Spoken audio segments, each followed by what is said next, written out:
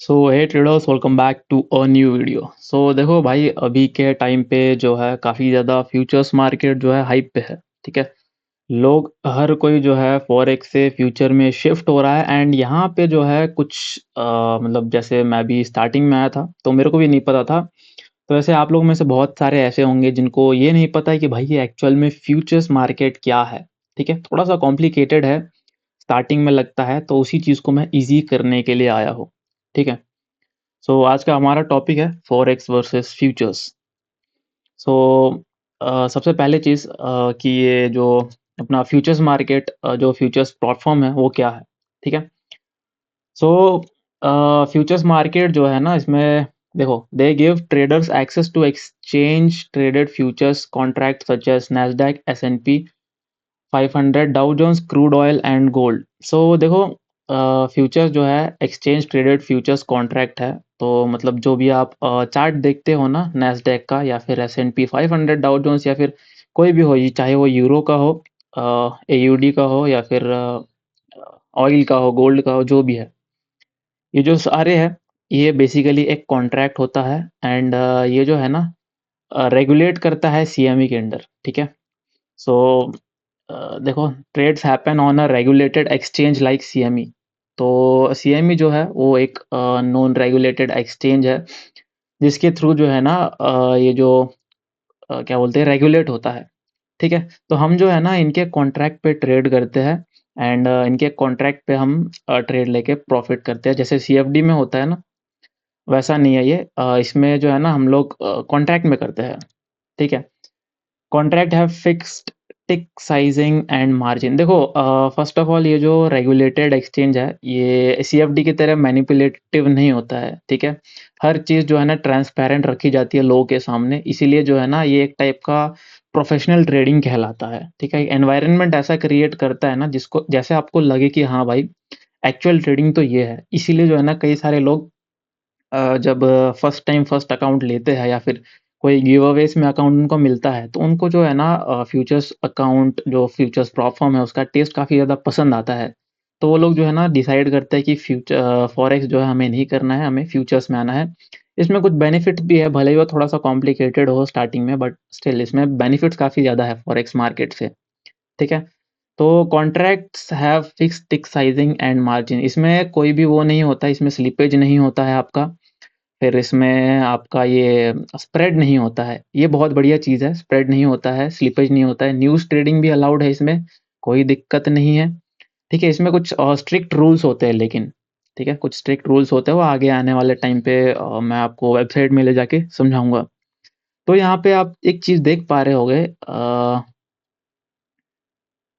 यहाँ पे एक चीज़ देख पा रहे होंगे, यहाँ पे टिक्स लिखा है। टिक्स बोले तो हम फॉरेक्स में जो है ना एक सिंगल पॉइंट जब मूव होता था उसको हम पिप्स मानते थे। ठीक है, उसको हम PIPS पिप्स बोलते थे। इसमें सिंगल पॉइंट मोमेंटम को हम टिक्स बोलते हैं, तो इसलिए इसमें फिक्स्ड टिक साइजिंग है एंड मार्जिन लिखा है। इसमें लीवरेज भी थोड़ा सा कम मिलता है, मतलब CFD इसमें बहुत ज़्यादा लीवरेज होता है। अगर आप एक्सनेस का कोई रेगुलेटेड वो लेते हो, मतलब रेगुलेटेड बोल रहा हूँ, एक्सनेस जो है उसमें आप देखोगे ना, उसमें अगर आप मिनिमम $5000 अगर डिपॉज़िट करते हो तो आप जो है ना 1:2000 जो है लीवरेज को एक्सेस कर पाओगे। ठीक है, इसमें वैसा नहीं है एंड इसके प्रॉफ़िट टारगेट्स वग़ैरह भी बहुत छोटे होते हैं। ठीक है? क्या strict rules, specially daily loss limit. So इसमें जैसे मैंने बोला, इसमें कुछ स्ट्रिक्ट रूल्स भी होते हैं जिसको हमें ध्यान में रखना होता है, क्योंकि इसमें जो है ना मोस्ट ऑफ द टाइम लोगों के पे आउट्स डिनाई हो जाते हैं, बिकॉज़ वो जो है ना रूल्स को अच्छे से फ़ॉलो नहीं करते हैं। बट आपको जो है FAQ सेक्शन को पूरा पढ़ लेना है जिस भी फ़र्म का आप बाय कर रहे हो, क्योंकि फ़र्म एक नहीं है, फ़र्म बहुत सारे हैं। ऐसा मैं भी वीडियो बना सकता हूँ, बट वो बहुत सारी वीडियोज़ बन जाएगी अलग-अलग फ़र्म्स का। ठीक है? हर एक के FAQ सेक्शन में हर चीज़ अलग-अलग डिफ़ाइन की हुई है। ठीक है? तो थोड़े से स्ट्रिक्ट रूल्स होते हैं, बट उसको मैनेज करना एज़ अ प्रो ट्रेडर या फिर इंटरमीडिएट ट्रेडर ये ईज़ी होता है। ठीक है? एज़ अ बिगिनर तो नहीं होगा, मतलब कुछ-कुछ के लिए होता है, कुछ-कुछ के लिए नहीं होता है। Often subscription based evaluation. So evaluation जो होता है ना वो सब्सक्रिप्शन बेस्ड पे होता है। यहाँ पे एक ऐसी चीज़ है जो थोड़ा-सा स्टार्टिंग में बिगिनर ट्रेडर जिनके पास फंड्स की कमी होती है, वो लोग इस चीज़ को नहीं कर पाएँगे, बिकॉज़ ये सब्सक्रिप्शन बेस्ड होता है एंड ये मंथली चार्ज करता है। ठीक है? एंड एट द एंड मैं यही है कि भाई जो ट्रेडिंग फ्यूचर्स है, ये एक टाइप का प्रोफेशनल एनवायरनमेंट क्रिएट करता है, ठीक है? तो वही है, इसीलिए लोग को जो है ना फर्स्ट इम्प्रेशन जब बोलते हैं ना, first impression is the last impression. तो फर्स्ट इम्प्रेशन में जो है ना फॉरेक्स ट्रेडर को वो काफ़ी ज़्यादा अच्छा लगने लगता है फ्यूचर्स प्लेटफ़ॉर्म, ठीक है? एक तो वो कंप्लीट इंट्राडे बेस पे होता है एंड दूसरा कि उसमें आप जो है ना बिना लिवरेज यूज़ किए, ठीक है? अपने जो स्किल्स है उसके बेस पे आप काफ़ी ज़्यादा प्रॉफ़िट एक ही बार में ले सकते हो, ठीक है? वो भी मैं बताऊँगा कैसे ले सकते हो, पूरा वीडियो देखो एंड तक, आपको पता चल जाएगा कि ये पॉइंट बाय पॉइंट जो है मैंने अच्छे से एक्सप्लेन किया हुआ है। सो इसमें लॉट साइज़िंग की बात करते हैं। लॉट साइज़िंग जैसे हम उसमें स्टैंडर्ड लॉट साइज़िंग होता है 0.01, 0.1 या फिर 1 लॉट साइज़ 10 जो भी लॉट साइज़ हम लेते हैं।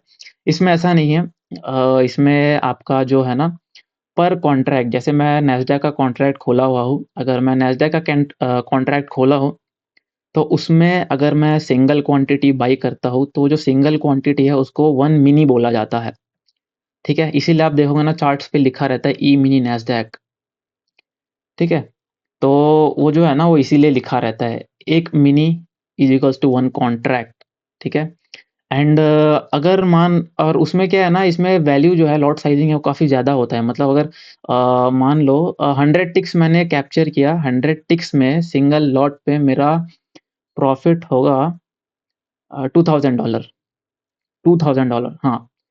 200 टिक्स जो है वो बहुत सॉरी 200 टिक्स नहीं, 100 टिक्स, 100 टिक्स में मेरा सिंगल मिनी में सिंगल कॉन्ट्रैक्ट में $2000 का प्रॉफ़िट होगा। तो उसमें जो है ना छोटे से मोमेंटम में काफ़ी ज़्यादा प्रॉफ़िट दे देता है एंड ये जो मोमेंटम है आप इसको मेज़र कर सकते हो गोल्ड का एक ये छोटा-सा एशियन सेशन, मतलब ये जो है ना अपना जो 30 से 40 पिप्स का जो रेंज होता है ना फॉरेक्स में, अ, अपना नैस्डैक में ये उतना रेंज है, ठीक है? उसमें थोड़ा-सा ज़्यादा है, मतलब आप 50 का पिप्स मान के चल सकते हो, ठीक है? सॉरी गोल्ड में नहीं, आप इसको कंपेयर कैसे करें? आप देखो कोई भी उसमें वो खोलोगे ना, कोई भी कॉन्ट्रैक्ट खोलोगे, अगर चार्ट खोलोगे मतलब तो चार्ट में आप जब शिफ्ट क्लिक करके ऐसे प्रेस करके आप ड्रैग करोगे ना, वहाँ पे जो 100 टिक्स होगा, तो 100 टिक्स में अगर मैंने 100 टिक्स कैप्चर किया उसमें, तो मेरे को जो है ना सिंगल जो क्वांटिटी है, जो हमारा 1 मिनी या फिर 1 कॉन्ट्रैक्ट भी बोल सकते हैं, उससे मेरा $2000 का प्रॉफ़िट होगा। अगर वही मैं अगर माइक्रो नैस्डैक उठाऊँ, ठीक है? अगर माइक्रो नैस्डैक उठाऊँ, देखो इन चीज़ का चार्ट अलग होता है, इसमें आप डायरेक्ट वहाँ पे मेंशन नहीं कर सकते। ट्रेड करते टाइम आप जब भी ट्रेड करोगे, तो वहाँ पे आप ये मेंशन नहीं कर सकते हो कि मेरे को माइक्रो बाय करना, मतलब माइक्रो बाय करना है या मिनी बाय करना है। उसके लिए आपको चार्ट चेंज करना पड़ेगा। इसीलिए ई मिनी का चार्ट अलग होता है, फिर माइक्रो ई मिनी नैस्डैक का चार्ट अलग होता है, ठीक है? तो ई मिनी नैस्डैक जो है, उसमें मैं अगर ट्रेड लेता हूँ सिंगल क्वांटिटी से तो 1 कॉन्ट्रैक्ट माना जाएगा, जो कि हमारा 1 मिनी है। एंड अगर मैं माइक्रो ई मिनी नैस्डैक में ट्रेड लेता हूँ, तो 1 क्वांटिटी पे वो 1 माइक्रो माना जाएगा। अब 1 माइक्रो और 1 कॉन्ट्रैक्ट में क्या डिफ़रेंस है? 1 contract is equals to 10 micro, ठीक है? अगर आप एक ही बार में माइक्रो के चार्ट में 10 क्वांटिटी उठा लोगे, तो वो इक्वल्स टू हो जाएगा 1 माइक्रो या फिर 1 मिनी। सो ये अपनी लॉट साइज़िंग है इसमें इसमें फ्यूचर्स के मार्केट में, ठीक है? तो अभी बात करते हैं प्लेटफ़ॉर्म्स की। जैसे हम लोग फॉरेक्स में प्लेटफ़ॉर्म यूज़ करते हैं, मेटाट्रेडर 5 यूज़ करते हैं, MT4 यूज़ करते हैं, मैच ट्रेडर है अपने लिए, ठीक है? यहाँ पे जो है हम लोग के लिए कुछ कॉमन प्लेटफ़ॉर्म्स है जो देखने को मिलेगा। फर्स्ट में मेरे को प्रोजेक्ट एक्स देखने को मिला था, ठीक है? प्रोजेक्ट एक्स मैंने सुना है कि ये डिसकंटिन्यू करने वाला है। प्रोजेक्ट एक्स काफ़ी यूज़र फ्रेंडली है बट इसके में कुछ इश्यूज़ आ रहे थे, ठीक है? जो सीएमई के डेटा में अगर कोई वो रहता है, मतलब जो इनका क्या बोलते हैं उसको, अ, मतलब उसमें जो डेटा इनको रिसीव होता है ना, कभी-कभी उसमें इश्यू हो जाता है एंड प्रोजेक्ट है इसको फिर बंद करना पड़ता है एंड इस वजह से जो है ना कभी-कभी अकाउंट ब्रीच हो रहे थे एंड इन्होंने ये इसीलिए हो रहा है बिकॉज़ ये जो है ना प्रॉपर्ली मेंटेन नहीं कर रहे हैं एंड आने वाले टाइम पे ये खुद को डिसकंटिन्यू करना चाहते हैं, तो अभी जो भी अकाउंट्स हैं, उनके साथ ये प्रॉब्लम देखने को मिलता है। तो मेक श्योर करो कि अभी के टाइम के लिए आप प्रोजेक्ट एक्स को अवॉइड ही करो, ठीक है? यूज़र फ्रेंडली था, काफ़ी ज़्यादा अच्छा था मेरे टाइम पे, मेरे टाइम पे कोई भी प्रॉब्लम नहीं दिया, ठीक है। नेक्स्ट है ट्रेडोवेट, जो मैंने रिसेंटली अभी एपेक्स का अकाउंट बाय किया था। एपेक्स का अकाउंट मैंने ट्रेडोवेट ही लिया था मैंने, एंड इसका सेटअप जो है ना अभी भी मैंने डाला नहीं है। उसका सेटअप का वीडियो मैं डाल दूंगा, बिकॉज अगर आप कुछ भी गलती करोगे सेटअप करने में ट्रेडोवेट के अकाउंट पे, तो आपको एक्स्ट्रा चार्ज देने पड़ जाएंगे, ठीक है, जिसमें आपकी जेब ढीली हो जाएगी। फिर तीसरा है अपना रिदमिक चार्ट्स। ये अलग से, ये भी एक प्लेटफॉर्म है, इसके अलावा और भी प्लेटफॉर्म है, ठीक है। बट कॉमनली ट्रेडोवेट, रिदमिक, ये सब सुनने को मिलता है, ठीक है। ये हो गए प्लेटफॉर्म्स। अभी आगे बढ़ते हैं। फी स्ट्रक्चर सबसे मेन चीज़ है इसमें, फी स्ट्रक्चर। लोगों को इसमें काफ़ी ज़्यादा कन्फ्यूजन होता है, काफ़ी ज़्यादा सोच में पड़ जाता है कि भाई ये फी स्ट्रक्चर क्या है। मैं भी स्टार्टिंग में हुआ था, बताता हूँ मैं। तो यहाँ पे टोटल 3 टाइप के फ़ी होते हैं। एक होता है मंथली फ़ी, एक होता है एक्टिवेशन फ़ी, एक होता है रीसेट फ़ी। रीसेट फ़ी जो है हर एक फर्म प्रोवाइड करता है, एंड एक्टिवेशन फ़ी जो है हर फर्म प्रोवाइड नहीं करता है, ठीक है। हर फर्म जो है प्रोवाइड नहीं करता है। जैसे ब्लू गार्डियन में एक्टिवेशन फ़ी वाला नहीं है, उसमें जो स्टैंडर्ड अकाउंट है ना उसमें एक्टिवेशन फ़ी की ज़रूरत नहीं पड़ती है। बट एक मंथली फ़ी होता है, आपको पे करना पड़ता है। मंथली फ़ी कौन-सा फ़ी है? जो आप स्टार्टिंग में बाय करते टाइम पे परचेज़ करोगे, वो आपका मंथली फ़ी है। अगर स्टार्टिंग में आपने कोई डिस्काउंट लिया था, मान लो $50 का एक अकाउंट है, $50 के अकाउंट पे आपने अगर 90% डिस्काउंट उठाया था, तो आपको डिस्काउंट प्राइस फर्स्ट मंथ के लिए ही डिस्काउंट पड़ेगा। नेक्स्ट मंथ जो है आपको एग्ज़ैक्ट उसी डेट से आपको जो है ना वही $50 ही पे करना पड़ेगा। मान लो मैंने 10th जनवरी को एक अकाउंट परचेज़ किया, तो 10th फ़रवरी को मेरा जो है ना ये रिन्यूअल डेट आ जाएगा, एंड इसमें मेरे को जो है ना ये पे करना पड़ेगा, ठीक है। एंड इसको पे करने के लिए या तो आप कार्ड यूज़ कर सकते हो, किसी-किसी में ये क्रिप्टो करेंसी के थ्रू भी आप परचेज़ कर सकते हो, ठीक है। मैंने जो अपना एपेक्स का अकाउंट खरीदा था, वो कार्ड के थ्रू ही खरीदा था, ठीक है। दूसरा होता है एक्टिवेशन फ़ी। अब एक्टिवेशन फ़ी क्या होता है? एक्टिवेशन फ़ी जो होता है ना, वो हर किसी में नहीं होता है। तो जिसमें भी होता है, उसमें एक्टिवेशन फ़ी जो है ना थोड़ा एक्स्ट्रा अमाउंट में चार्ज किया जाता है। अब ये एक्टिवेशन फ़ी क्या है? मतलब मान लो आप एक इवैल्यूएशन खरीदे हो। इवैल्यूएशन खरीदने के बाद उसको जब आप पास कर लोगे ना, उसको पास करने के बाद आपको एक एक्टिवेशन फ़ी पे करना पड़ता है। जैसे अपना टॉप ऑन फ्यूचर्स है, 25K का अगर अकाउंट मैं लेता हूँ, तो उसमें उसका इवैल्यूएशन क्लियर करने के बाद जो है मेरे को एक एक्टिवेशन फ़ी पे करना पड़ेगा। अराउंड $140 होता है शायद, जहाँ तक मेरे को याद है। 149 या 140 ऐसा कुछ है, बट है उसमें थोड़ा ज़्यादा है, बट स्टिल लोग लेते हैं इसको। तो नेक्स्ट है अपना रीसेट फ़ी। अब ये रीसेट फ़ी क्या होता है? जब आप मंथली फ़ी पे कर रहे हो, ठीक है, ये अपना मंथली रिन्यूअल फ़ी होता है। इस चीज़ को ध्यान से सुनो, ठीक है? इस चीज़ को ध्यान से सुनना, बिकॉज़ ये काफ़ी ज़्यादा इम्पोर्टेंट है। क्योंकि कभी-कभी ऐसा होता है ना, लोग रीसेट फ़ी पे कर देते हैं, बट मंथली पे जो है ना ऑलरेडी रीसेट अवेलेबल होता है फ्री में। बट वो एक बार पे करने के बाद में सोचते हैं कि फालतू में मैंने रीसेट फ़ी से रीसेट कर लिया था, जबकि मैं रिन्यूअल फ़ी पे वो कर रहा हूँ। मतलब फ़ी के होने के बाद वो ऑटोमेटिक रीसेट हो रहा है। इसका मतलब है ये कि जो रीसेट फ़ी है वो आप कब यूज़ करोगे? मान लो मैंने 10 जनवरी को एक अकाउंट खरीदा, तो 20th को, मतलब 20 जनवरी को मेरा जो अकाउंट है वो ब्रीच हो गया, ठीक है? मेरा जो बैलेंस है वो थ्रेशोल्ड में पहुँच गया, एंड थ्रेशोल्ड बोल रहा हूँ मैं, ड्रॉडाउन में पहुँच गया।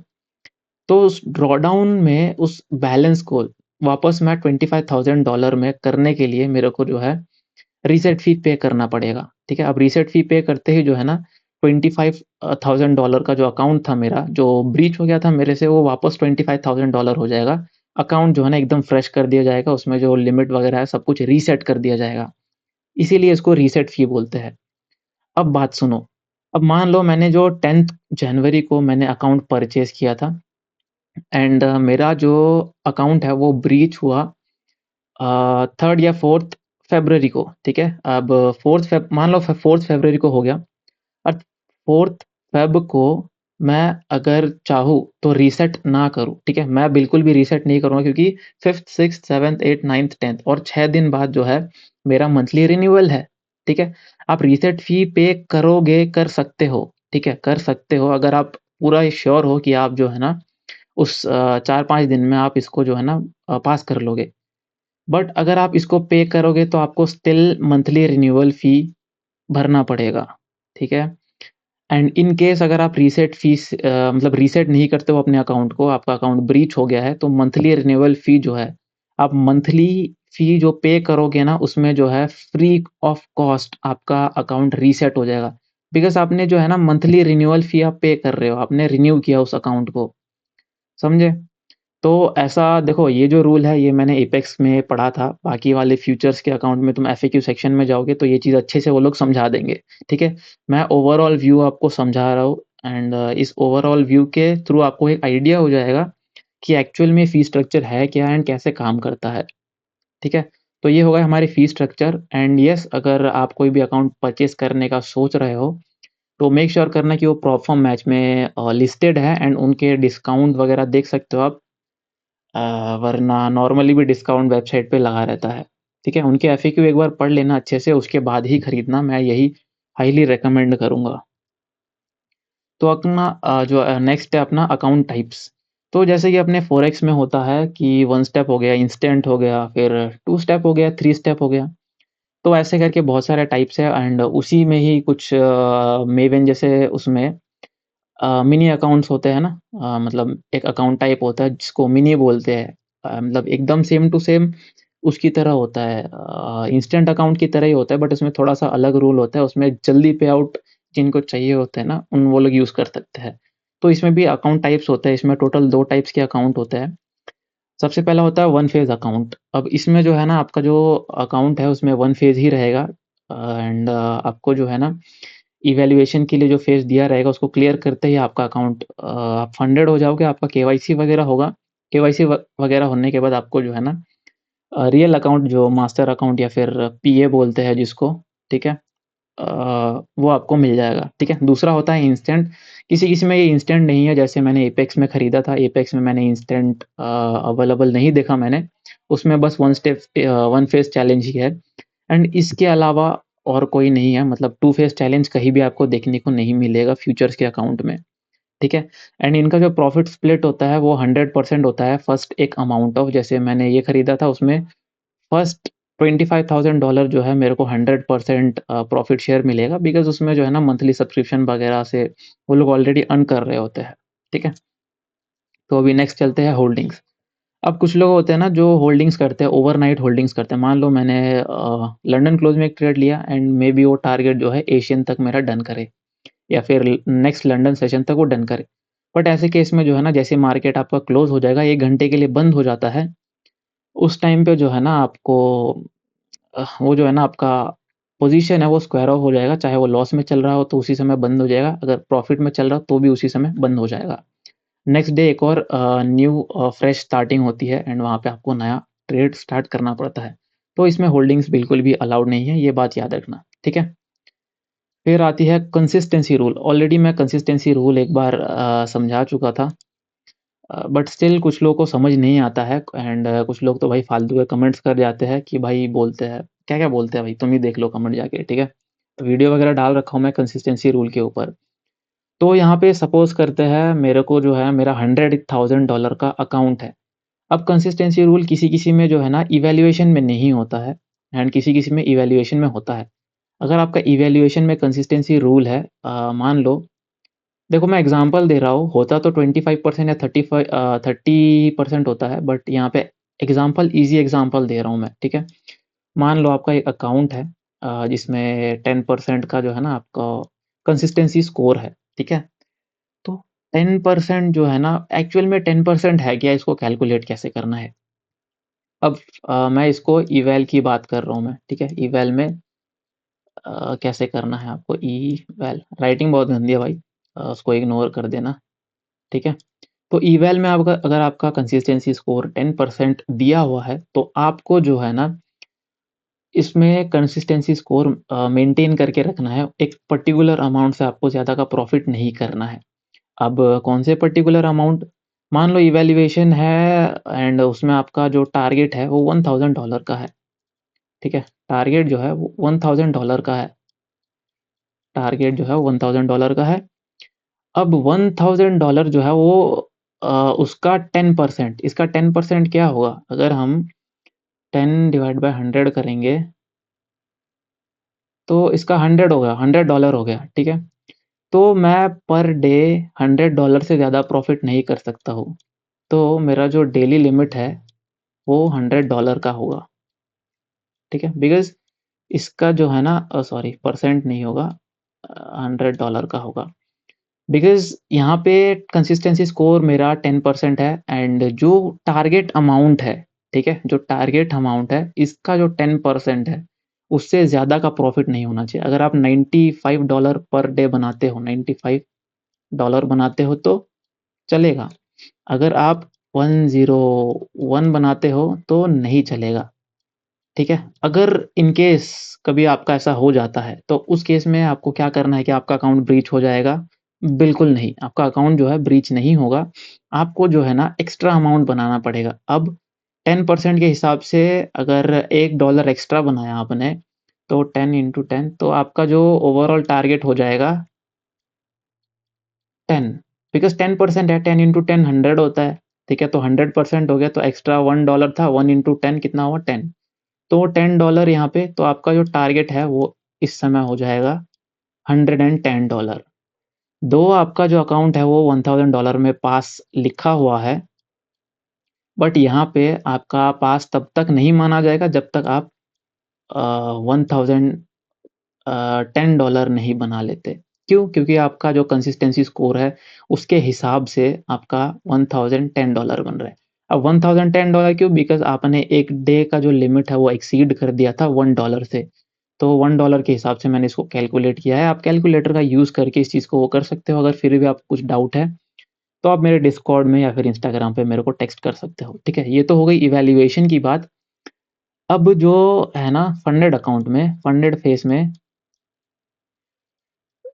फंडेड फेज़ में यहाँ पे 2 टाइप के वो रहते हैं। जब आपका फर्स्ट पे आउट आपको आ रहा होगा ना, तो उसमें भी वो लोग एक पर्टिकुलर अमाउंट बोलेंगे कि उस पर्टिकुलर अमाउंट जो है ना, आपको उतना बनाना पड़ेगा एंड उतना बनाने के बाद ही आप फर्स्ट पे आउट ले सकते हो एंड इसमें मैक्सिमम पे आउट का एक लिमिट होता है, ठीक है? जैसे ब्लू गार्डन में अगर मैं $50,000 का अकाउंट देखूँगा ना, तो उसका मैक्सिमम लिमिट है $1350 ओनली। ठीक है? एंड टारगेट करने के लिए आपको कितना बोलेंगे? आपको अराउंड $3000 या फिर 3100 कुछ करने के लिए बोलेंगे, ठीक है? अब जब इतना का टारगेट आप डन करोगे ना, तो आपको जो है ना फर्स्ट पे आउट जो है ना, पे आउट आप इसके लिए एलिजिबल हो जाओगे एंड इसको आप फर्स्ट पे आउट रिसीव कर पाओगे 1350। ये ब्लू गार्डियन का मैंने एग्ज़ाम्पल दिया। तो 3100 या 3000 जो भी है, इसके हिसाब से आपको जो है ना कंसिस्टेंसी काउंट करना है बिकॉज़ आपका एट द एंड टारगेट ये है। तो आप कैलकुलेटर लो 3100 अगर आपका कंसिस्टेंसी स्कोर मान लो उसमें कितना है 30% होगा शायद मेरे हिसाब से।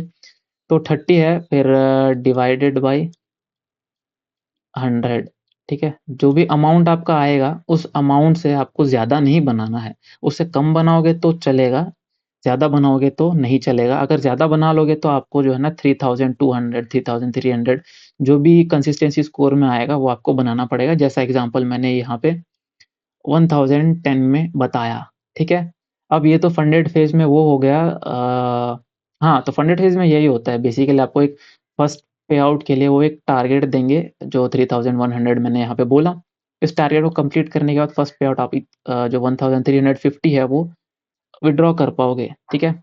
एंड सेकंड पे आउट के लिए आपको थोड़ा-सा कम बनाना पड़ता है जैसे 2800 कुछ हो गया। ये मैं एग्ज़ाम्पल दे रहा हूँ बट ये जो 3000 है वो एग्ज़ैक्ट है। ये आप वेबसाइट में जाओगे तो आपको पता चल जाएगा उनके एफएक्यू सेक्शन में, ठीक है? तो 2800 एंड थर्ड पे आउट के लिए आपको बोलेंगे 2500 या फिर 400 ठीक है? 400 मान के चलते हैं। तो ये जो भी है, जैसे-जैसे ये टारगेट आप कंप्लीट करोगे थर्ड पे आउट तक, आपको जो है पे आउट एलिजिबल हो जाओगे एंड आपका पे आउट का लिमिट जो है ये 1350 पर 50 के अकाउंट, ठीक है? तो अगर आपका अकाउंट साइज़ जो है वो 50K है, ठीक है? तो आपका अमाउंट जो है मैक्सिमम 1350 है एंड 1350 जो है ना पूरा 100% ही आपको मिलेगा। बाकी ये जो एक्स्ट्रा अमाउंट इसमें आपके अकाउंट में रहता है ना, ये अकाउंट बैलेंस आपके इसमें ड्रॉ डाउन जो है ना इनिशियल बैलेंस पे आके लॉक हो जाएगा 50K पे एंड 50K एक्स्ट्रा 100 या 200 कुछ वो उनके रूल के हिसाब से है, तो उस पे लॉक हो जाएगा एंड आपके लिए यहाँ पे अच्छा है कि आप ड्रॉ डाउन में नहीं रहोगे। तो ऐसे करके कुछ रूल्स है एंड कंसिस्टेंसी रूल भी मैंने समझा दिया है। कैलकुलेट कैसे करना है वो भी मैंने बता दिया है। जो भी आपका कंसिस्टेंसी स्कोर होगा वो वहाँ पे आपको यहाँ पे उसे मल्टीप्लाई करना है, डिवाइड बाय 100 कर दोगे, जो भी अमाउंट आएगा, जो भी नंबर आएगा, उससे ज़्यादा का प्रॉफ़िट जो है आप पर डे नहीं बनाओगे। मेक श्योर करो कि आप जैसे यहाँ पे एग्ज़ाम्पल में मैंने $100 बताया था, तो $95 के अराउंड ही आप टारगेट रखो। वरना क्या है ना, एग्ज़ैक्ट $100 रखोगे तो कभी-कभी एक्स्ट्रा कैलकुलेशन में थोड़ा ऊपर-नीचे हो जाने की वजह से 101 हो जाता है एंड उसमें $10 आपको फिर ज़्यादा बनाने पड़ जाते हैं।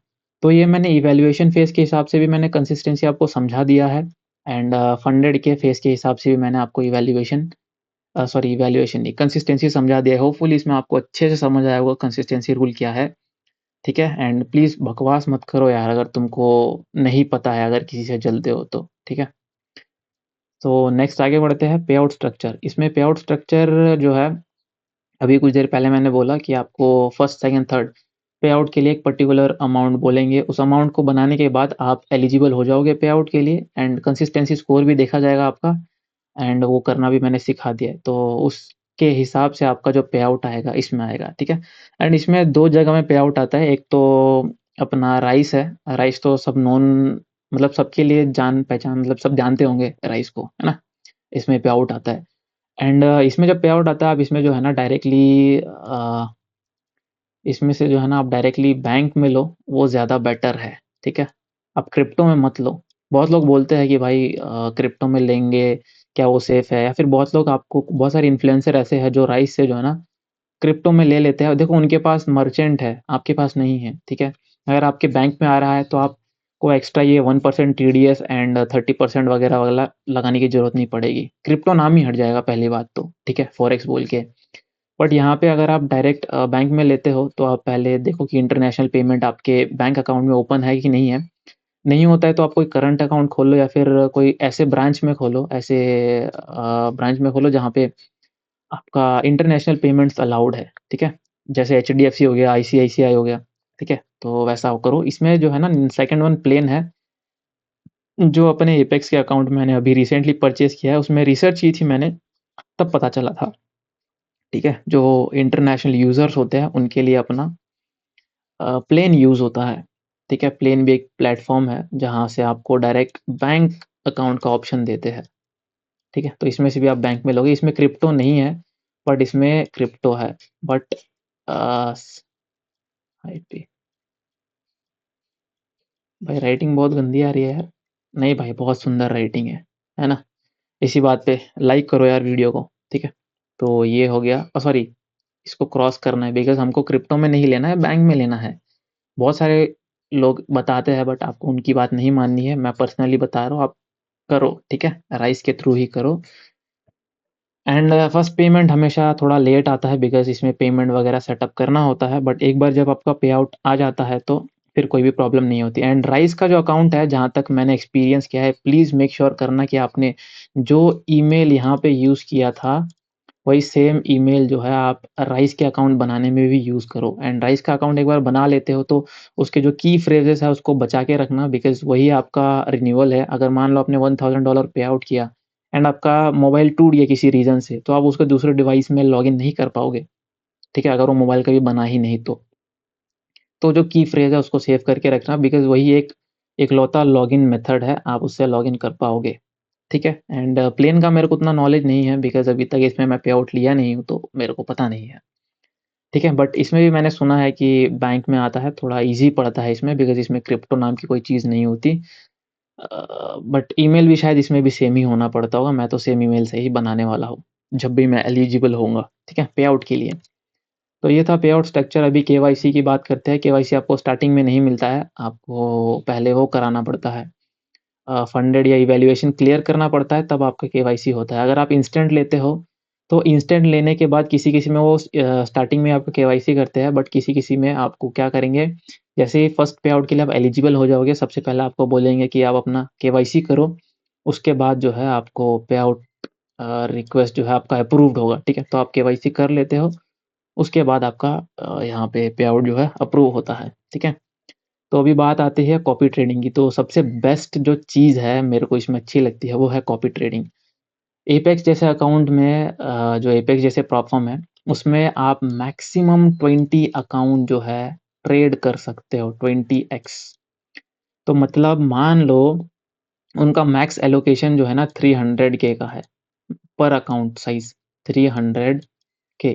तो 300K इंटू 20 जस्ट इमेजिन करो, अगर आपने $3000 के अकाउंट में अगर आप 1K प्रॉफिट करते हो, 1K डॉलर का प्रॉफिट करते हो, तो टाइम्स 20 टाइम्स अगर आप इसको करोगे, किस लिए? क्योंकि आपके पास 20 30 300 के अकाउंट है।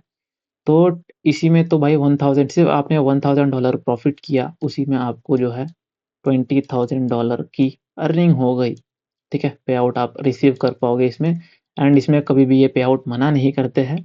ठीक है, कुछ रूल वगैरह ब्रीच करोगे आप, क्विक स्कैल्प करोगे, छोटा-छोटा टिक्स करोगे लार्ज अमाउंट का फ़ायदा उठा करके, तो वो थोड़ा-सा उनके रूल के खिलाफ हो जाता है, तो वो रोक देते हैं। बट ऐसे केस में आपका नहीं होता है। तो एपेक्स जो है आपको 20 अकाउंट देता है, 20 मैक्सिमम अकाउंट एलोकेशन देता है, चाहे आप 100 के उठाओ या फिर 300 के उठाओ। ठीक है? तो जस्ट इमेजिन करो कि आपको अगर 100K का पर मंथ के हिसाब से आप 100K ईज़िली कमा सकते हो। ठीक है? क्योंकि ये 20,000 हो गया ना $1000 से।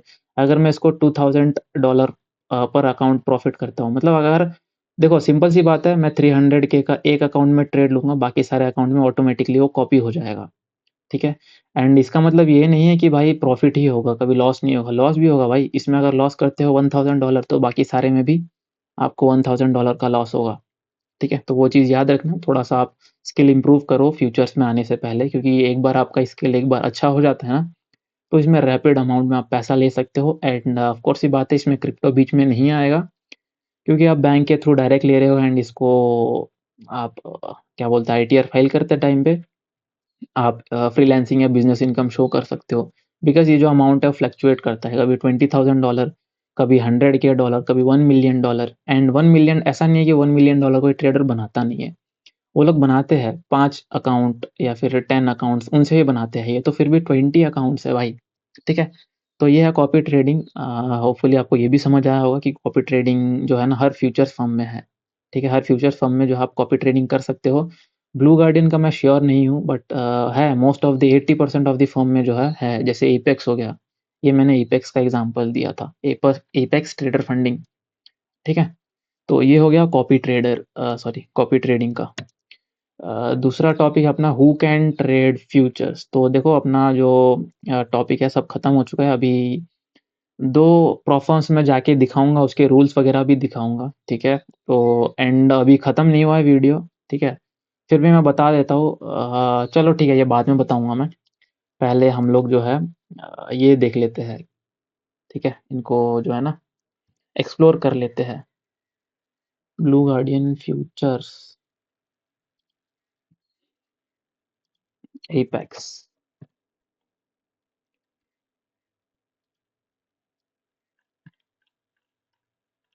ओके, सो यहाँ पे देखो ये ब्लू गार्डियन फ्यूचर्स का अकाउंट है भाई, ये तो फ्यूचर्स नहीं है।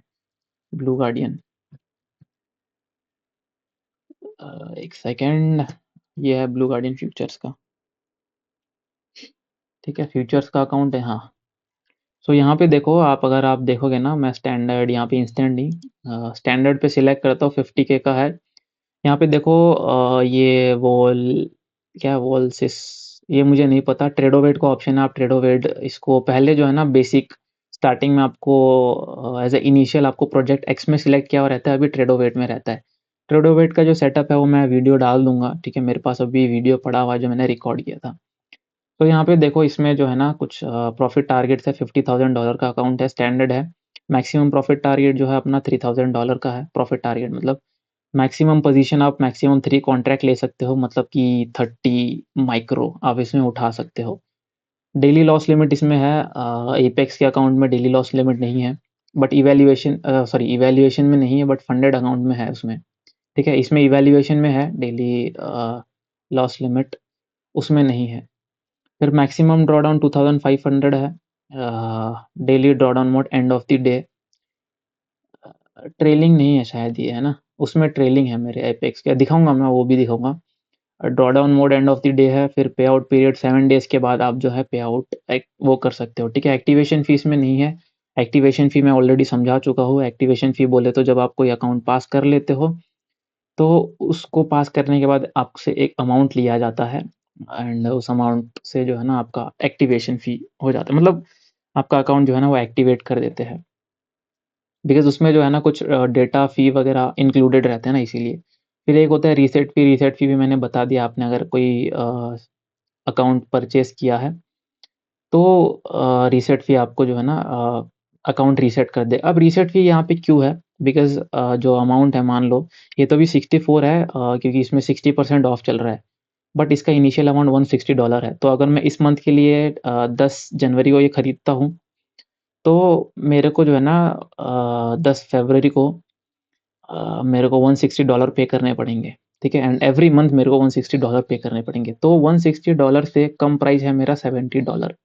तो अगर मेरे में वो है मतलब हाँ, मेरे में स्किल्स है तो मैं $70 डाल के नेक्स्ट रिन्यूअल आने से पहले जो $160 है उसको पे करने से पहले मैं $70 यूज़ करके उसको जल्दी-जल्दी पास कर सकता हूँ एंड पास करने के बाद आपका तो वैसे भी पे आउट आ ही जाएगा उसके उसके बाद तो ये कोई अमाउंट कोई वो नहीं है बिकॉज़ उसके बाद भी आपको मंथली पे करना पड़ता है, ठीक है?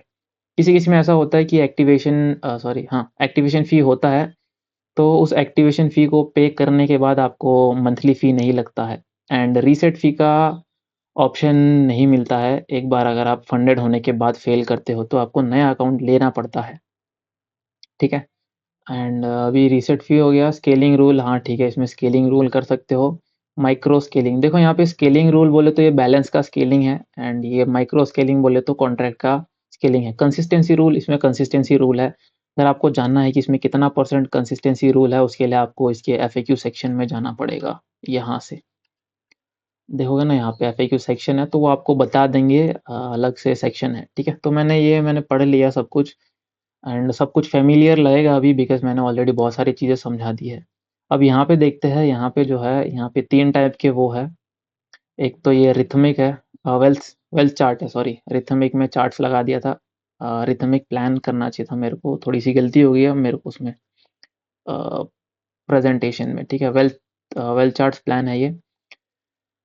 यहाँ पे जो है कहाँ गया 100 के यहाँ पे 2 टाइप के हैं देखो ड्रिलिंग जो डेली ड्रॉडाउन है वो ट्रेलिंग है, ठीक है? मतलब आपका जो है अकाउंट बैलेंस ट्रेल होता रहेगा जो ड्रॉडाउन लिमिट है वो, ठीक है? जैसे-जैसे आप प्रॉफ़िट करते जाओगे।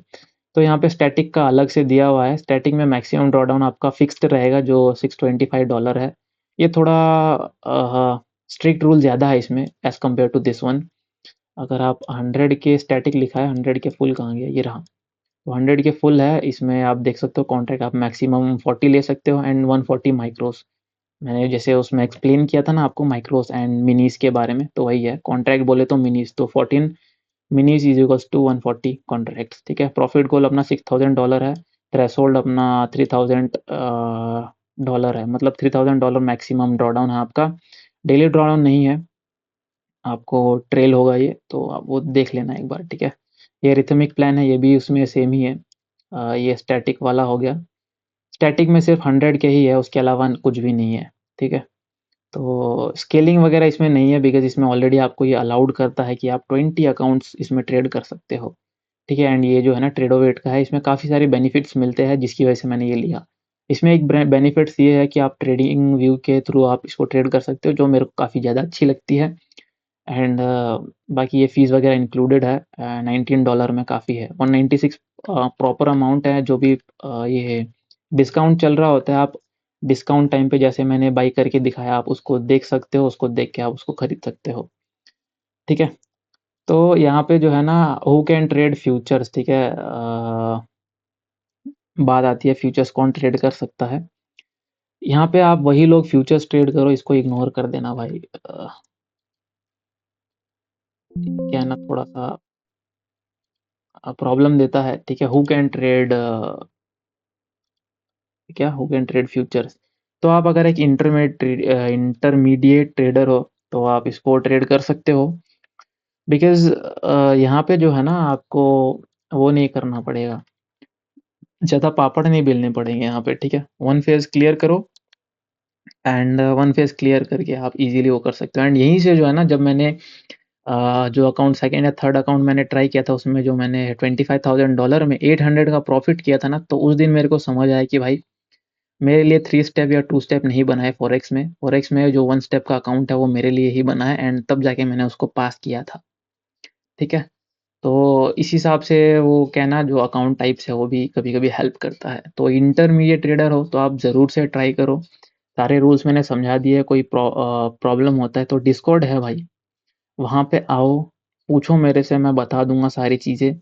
फिर भी प्रॉब्लम होता है तो आप इनके डिस्कॉर्ड जॉइन करके जो है उनसे पूछ सकते हो क्या जो भी प्रॉब्लम्स है, ठीक है?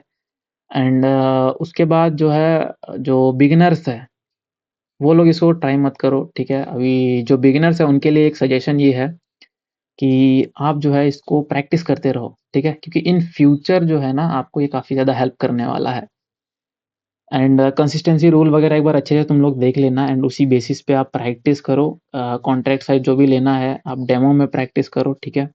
प्रैक्टिस करने के बाद जब उसमें मास्टर कर लोगे ना, तब आपको कोई भी वो नहीं करेगा। वो जो मार्केट है नैस्डैक का, ठीक है? वो काफ़ी ज़्यादा ईज़ी है, काफ़ी प्यारा मार्केट है, आपको काफ़ी अच्छा लगेगा, ठीक है? बिकॉज़ वो बहुत बहुत सिंपल लगता है एंड एक बार गोल्ड वगैरह ये सब ट्रेड करोगे, उसके सामने वो बहुत बहुत ईज़ी दिखता है, ठीक है? तो इसीलिए मैं बोल रहा हूँ एज़ अ बिगिनर आप सिर्फ़ अभी प्रैक्टिस करो। एक बार हो जाएगा तो आप सिंगल अकाउंट कहीं कोई भी अकाउंट ले लो, जैसे ब्लू गार्डन हो गया, ठीक है? या फिर गिवअवेज़ वगैरह पार्ट लो उसमें एंड फ्री अकाउंट उसमें ले लो। लेकिन अभी मत लो, बाद में लो बिकॉज़ अभी लोगे तो आप उसको ऐसे भी उड़ा दोगे, वैसे भी उड़ा दोगे, आपका साइकोलॉजी भी खराब होगा। आप स्टार्टिंग में उसको जो है ना नेगेटिवली बिल्ड करना चालू कर दोगे, ठीक है? तो ये भी एक चीज़ है बिकॉज़ मेरे को पता है, मैंने किया है एंड आप भी कर पाओगे, ठीक है? तो बिगिनर्स ट्रेडर इसको अवॉइड करें। जो इंटरमीडिएट ट्रेडर है वो इसको कर सकते हो, ट्राई कर सकते हो आप। अगर इसको पसंद आए तो उसको लॉन्ग टर्म के लिए भी कर सकते हो फॉरेक्स छोड़ के। एंड जो प्रो ट्रेडर्स है भाई, तुम्हारे क्या ही कहने, तुम्हारे पास 2 दरवाज़े ओपन हो गए, फ्यूचर्स का एक एक्स्ट्रा दरवाज़ा ओपन हो गया जिसमें आप कॉपी ट्रेडिंग यूज़ करके सिंगल अकाउंट ट्रेड करके आप मल्टीपल अकाउंट्स में प्रॉफ़िट कर सकते हो एंड एक ही बार में 100 के आप ईज़िली 1 मंथ में कमा सकते हो। इवन $1 मिलियन भी पॉसिबल है, वो भी 1 मंथ नहीं 1 वीक में, ठीक है? जस्ट इमेजिन करो 20 अकाउंट्स एपेक्स के 300 के वाले, ठीक है? तो आप अपने हिसाब से कैलकुलेट करके जो भी देखना है देख लो। होपफुली आपको सारी चीज़ें समझ आई होगी।